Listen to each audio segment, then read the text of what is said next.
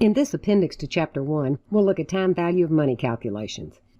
TVM is probably the most fundamental concept in finance. It's particularly important in personal financial planning as it forms the basis for finding out how much we need to save for our child's college education, a new house, our retirement, how much house we can afford, what the payment will be on a car worth considering, how much we should pay for an investment opportunity. As we covered in Chapter 1, an interest rate is the cost of money. Using TVM, we can find answers to the questions. If I deposit $10,000 today, how much will I have for a down payment on a house in 5 years? Will $2,000 saved each year give me enough money when I retire? How much must I save today to have enough for my children's education? A dollar received today is worth more than a dollar received a year from today. Bird in the hand is true. Why?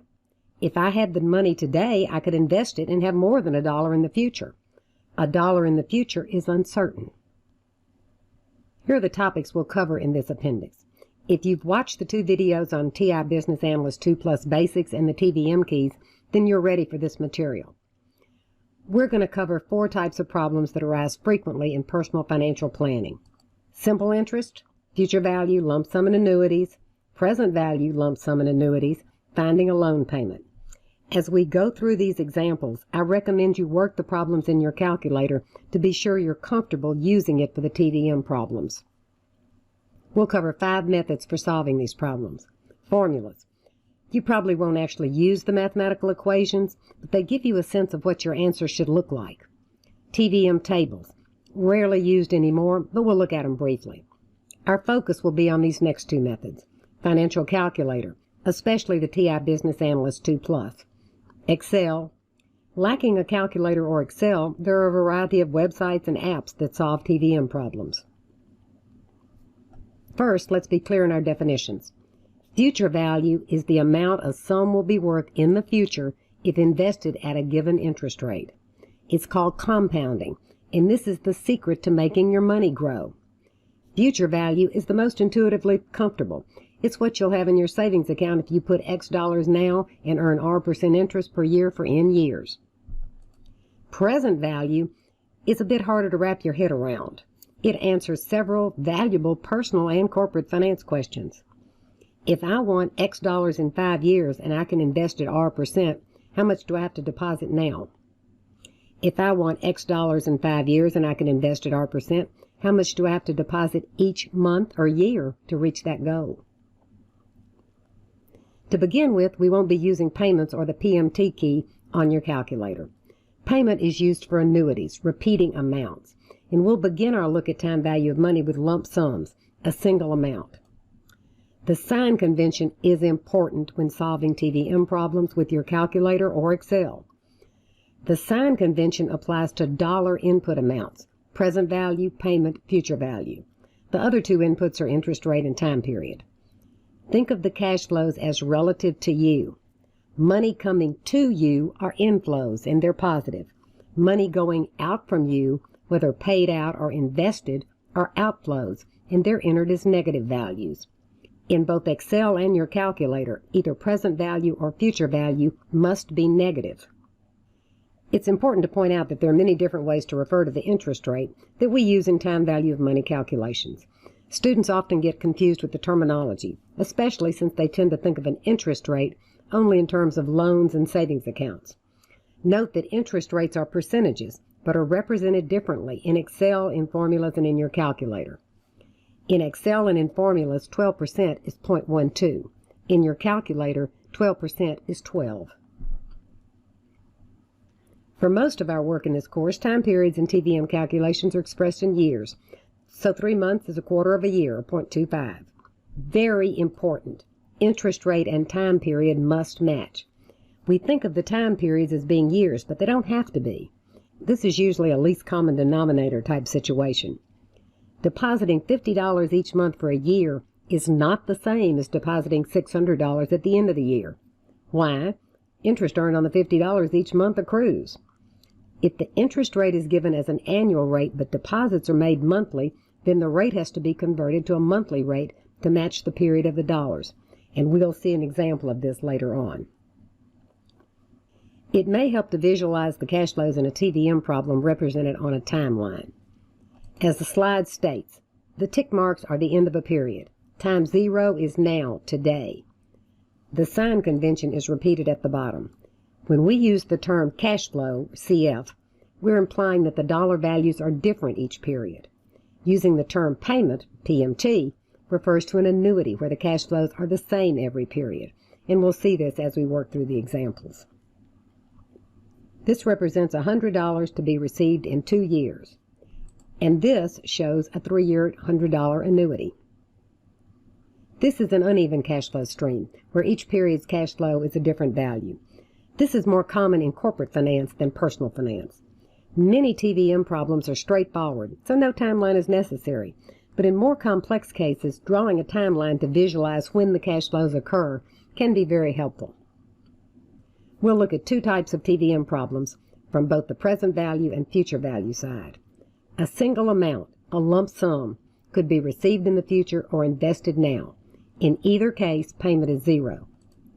An annuity is a finite series of equal payments that occur at regular intervals. The key words in this definition: finite, it's a specific number of periods.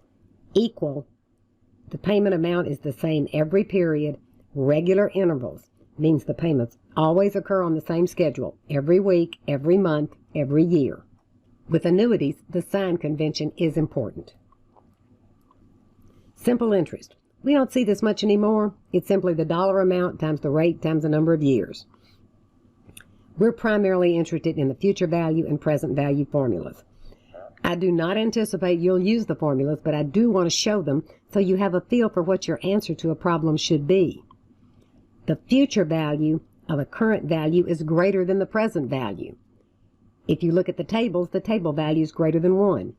The present value of a future value is smaller than the future value. Table value is less than 1. I am using the Texas Instruments Business Analyst 2 Plus. Other calculators are similar. Future value is a dollar amount. Positive if an inflow to you, negative if an outflow. Present value is a dollar amount. Positive inflow, negative outflow. IY is the interest rate per period. N is the number of periods. Payment is an amount deposited, negative, or withdrawn, positive, on a regular basis. Either present value or future value must be negative. You can't get money now and also get money in the future. In your calculator, interest is entered as a whole number. 5% is 5. Before we start, let's make sure our calculator settings are correct. Period per year, P/Y must be set to 1. To check this, press the second key and P/Y. If the value displayed is 1, you're good to go.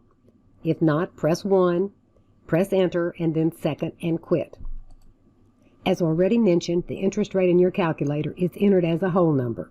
5% is entered as a 5. Data entered in calculator cells stays unless cleared or overlaid. Make sure to clear the TVM registers after finishing a problem or before starting a new problem. With the TVM keys, since there's only 5 keys, you can enter data in 4, even if 1 is a 0, and compute the 5th. It's important to point out that clear TVM clears future value, present value, N, IY, and payment registers. If not cleared or overlaid, the last data remains in the register. C/CE and clear work do not affect the TVM keys. Clicking on the Excel logo will bring up a worksheet with the appendix examples solved in Excel. Click on the tabs at the bottom of the worksheet to move between examples. Excel has a function that corresponds to each of the gray keys on your calculator. Let's begin by looking at simple interest on an amount in a savings account. Savings today is a trade-off. Save now to have money later. The decision to save involves considering current needs as well as current interest rates. If rates are high, it makes sense to take advantage of them and save. Lower rates, it may make more sense to use the funds for needed items. Though very uncommon today, we'll look briefly at simple interest. Simple interest has 3 components: the principal, the amount invested or saved, the rate, the annual rate of interest, time, the length of time the money is invested or stays on deposit. A very simple example. You deposit $500 for 6 months, that's half a year, 0.5, at 6%. You would earn $15. Another simple interest example. This time you deposit $750 at 8% for 9 months, or 0.75 years, $45. Let's start looking at how to solve these problems in your calculator. N is 0.75. 9 months is 9 divided by 12. Interest rate is 8. The present value is a minus $750. You're depositing $750. You enter $750 and then hit the plus or minus key and then press PV. Payment is 0. You do not add anything to your initial deposit. Solve for a future value, press Compute FV. The difference is $44.56, or about $45. There's an important difference between using a formula and using a financial calculator or Excel: the sign convention. In Excel and your calculator, either present value or future value must be negative. In this case, you invested $750 at time 0, so that's an outflow from you, negative. To enter a negative in your calculator, do not start with the minus sign. Enter the numeric value, in this case $750. Then press the plus or minus key in the lower right of the keypad. This is a toggle, which changes the sign back and forth. When minus $750 shows in the display, then press the PV key. Moving along, let's look at the future value of a lump sum, compounding. When covering present value and future value, we usually begin with future value since it's more intuitively comfortable for most people. Future value at a point in the future is the present value times 1 plus the interest rate, quantity raised to the number of periods in the future. This is the concept that grows your money when you invest it and leave it invested. The slide shows 4 potential solution methods. We're going to look at all 4 methods for each example, but I expect you to be able to use the calculator and Excel methods. Looking at the future value of a savings deposit. Also, future value is called compounding. In our example, $100 is deposited at 6% for 1 year. It yields $106 by the end of the year. For the second year, we'd have 106 times 1.06, 112.36. Compounding is earning interest on interest. That's why your money grows when you leave it on deposit. In this example, we invest $650 for 10 years at 8%. Note that in the formula, I is the interest rate and it's a decimal, 0.08. N is the number of time periods, 10. In the calculator, N is still 10, but IY is the whole number, 8. In this example, you invest $1 for 3 years at 10%. Using the formula, 10% becomes 0.10, N is 3, the future value is 1.331. You can find this in your calculator by entering 1.10, y to the x, 3 equals times 1. Note that our result using the formula with a dollar investment is the same as the table factor, 1.331. Continuing our example, using your calculator, N is 3, IY is 10, PV is a minus 1. Remember to use the plus or minus key. Payment is 0. We're still dealing with a lump sum. Solve for future value, 1.331. Excel has a function that matches each of the gray keys. Remember that IY in Excel is a decimal, so 10% is 0.10. As with your calculator, either PV or FV must be negative. This example brings up the issue of matching period and interest rates. The interest rate is quoted as an annual rate, an APR, but it's compounded monthly. You need a monthly rate. Fortunately, an APR is just the periodic rate multiplied times the number of periods in a year. In our case, that means we can find the periodic or monthly rate by dividing the 12% by 12, 1% a month. If the rate is monthly, then the periods must be monthly as well, and the period is given, 18 months. So, using the formula, or the tables, I is 0.01, number of periods is 18. Formula solution, TVM table solution. Continuing our example, using the periodic rate and the number of periods carries over to our calculator and Excel. Calculator, Excel. This is from page 38 in your text. Continuing with future value calculations, we move from valuing lump sums to annuities. The definition of annuity is shown again. Equal deposits or withdrawals at equal intervals, earning a constant rate. The equal deposits or withdrawals are where we use the PMT key. Examples include retirement savings or any other savings goal in which you deposit an equal amount at equal intervals. Another example would be a car payment or mortgage, where equal payments are made on a regular basis for a number of periods. As before, this slide shows the 4 ways to calculate the future value of an annuity: formula, table, calculator, Excel, and we'll cover all 4 on the coming slides. 3 $1 deposits made at the end of the next 3 years earning 10%. Formula solution, table solution. Notice again the formula solution using a $1 amount yields the table value. The sign convention becomes even more important with annuities. In this case, the equal amount is a deposit, an outflow, so it is negative.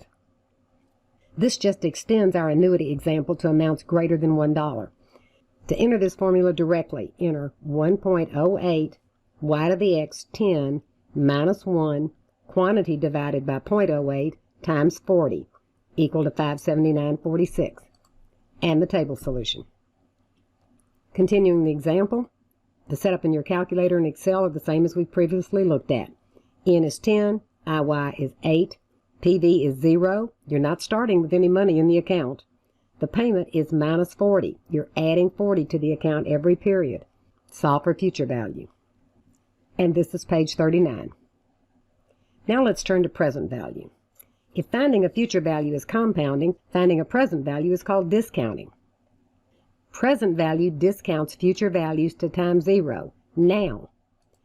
Finding a present value answers the questions: how much do I have to invest today to have some specific amount in the future? Or what's the current value of an amount to be received in the future? Here are the 4 methods for calculating present value of a lump sum: formula, table, calculator, Excel. As with future value, we're going to look at all 4, but focus on the calculator and Excel solutions. Present value of a lump sum example. Beginning with a lump sum of $1 to be received in 3 years at a 10% rate. Formula solution, table solution. Note again that the formula solution equals the present value factor from the table. Continuing the lump sum example with all 4 methods on one slide. Note, in the calculator and Excel solutions, the future value is entered as a positive number, which means the present value solution will be negative. This can be read as, if you invest 75.13 cents today at 10% annual interest, you'll have $1 in 3 years. This example just extends to dollar amounts other than $1. In this example, you need $300 in 7 years. If you can earn 10% compounded semi-annually, how much do you need to deposit today? The semi-annual compounding requires us to match the interest rate and number of periods. So N is 14, 7 years times 2. IY is 10% divided by 2, 5%. Payment is 0, future value is $300. Solve for the present value. Again, note that your solution is negative, the amount you need to invest today to have the $300. Page 40 in your text. So far, we've looked at the present value of a lump sum. Now we expand to the present value of a series of amounts, an annuity. Remember, again, an annuity is a finite series of equal payments that occur at regular intervals. Key words: finite, equal, regular intervals. With annuities, the sign convention is important. You can use present value of an annuity computations to determine how much you need to deposit now so that you can withdraw a certain amount out of the account for a desired number of years. And the slide again shows the 4 methods: formula, table, calculator, Excel. As with the computation of the future value of annuities, the sign convention is very important. In this example, you wish to withdraw $1 each year for 3 years. Your account earns 10% annually. Withdraw means income to you, an inflow, a positive cash flow. You want the future value in the account to be 0. You want to exactly exhaust the account with your withdrawals. Since PMT is positive and FV is 0, present value must be negative. Asking how much we need to deposit today means we're solving for the present value. All 4 solution methods are shown on the slide. When the dollar amount is $1, then the formula, Excel, and calculator solutions equal the table value. This example expands to payment annuity values greater than $1. You want to withdraw $100 every year for 10 years and you earn 14%. Focus on the calculator solution. N is 10, IY is 14, PMT is 100. It's positive. It's an inflow to you. FV is 0. Solve for present value. It's going to be negative. If you deposit $521.61 now and you earn 14%, you can withdraw $100 each year for 10 years. And this is page 41 in your text.